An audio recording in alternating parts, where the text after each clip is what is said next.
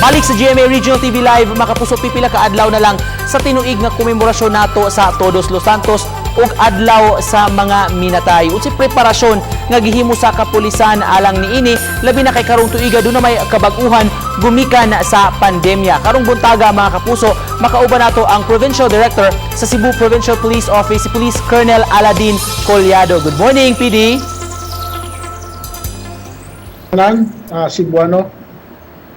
Daghan kayong salamat, PD, sa pag-uban kanamo karong buntaga. PD, ano na mga preparations nyo sa CPPO sa darating na undas?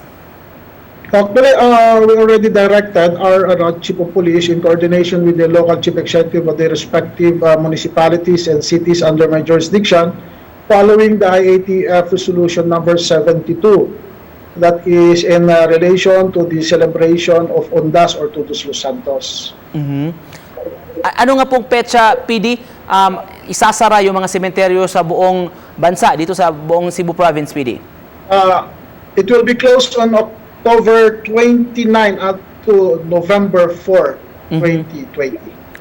So you're expecting po na the bulk of those who will be visiting their loved ones before at saka after po, PD, nung mga dates na yon?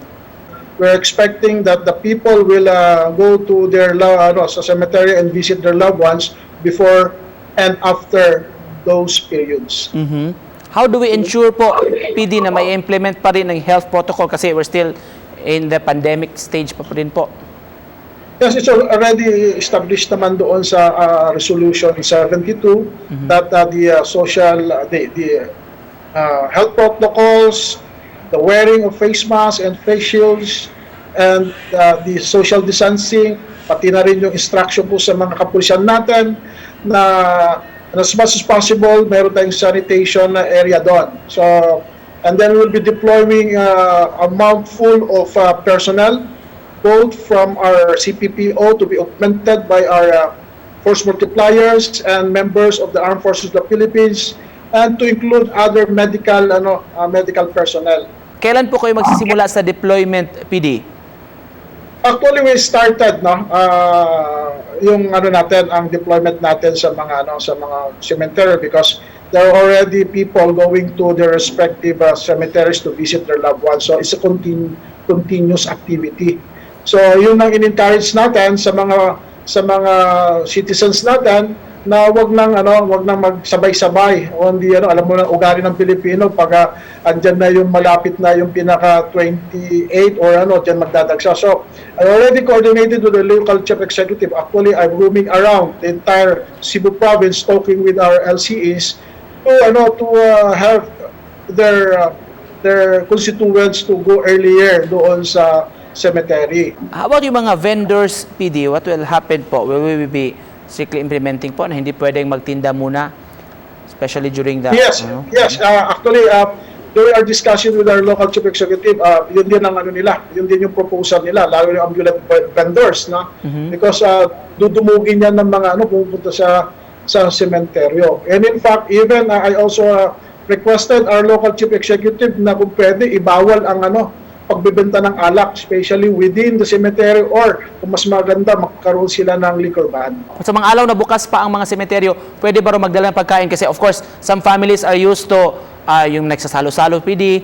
Yes, pwede naman sila magdala. Pero ang inaano kasi natin dito is, we have to give also opportunity doon sa mga taong gustong pumasyal because we are allowing them for 30% of the total numbers nung allowable sa loob ng cemetery. So during our discussion with local chief executive, ang gagawin na lang nila, it's either they will schedule by barangays or in a given time dapat 30% lang yung nasa loob.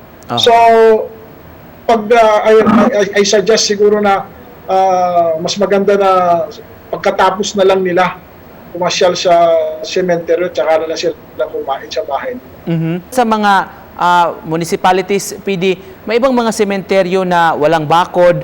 PD, how do we enforce the closure of the cemetery from October 29 to November 4, PD? They will adjust according doon sa estado ng cementeryo.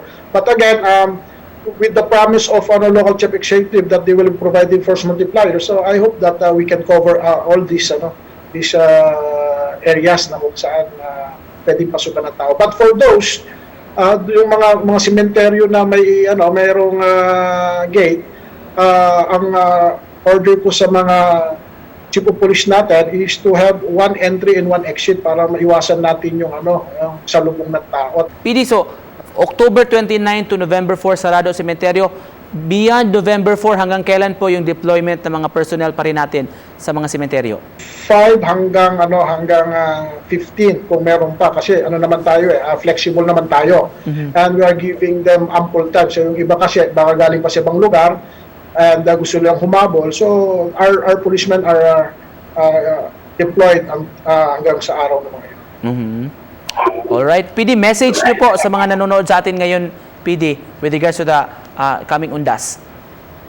Well, again, ang message ko po sa kanila is we'll just adhere to the IATF resolution na we have to observe, we are still nandito pa rin tayo sa pandemya na to, so we have to be vigilant sa ating sa ating sarili. So we'll do our best to protect and to have this UNDAS a peaceful and meaningful for everybody. Daghang salamat kayo, PD Colyado. Thank you, sir. Thank you.